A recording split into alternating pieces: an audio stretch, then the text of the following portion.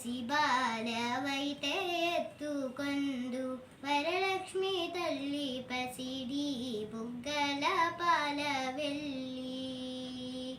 పసిబాలవైతే ఎత్తుకొందు వరలక్ష్మి తల్లి పసిడి బుగ్గల పాల వెళ్ళి.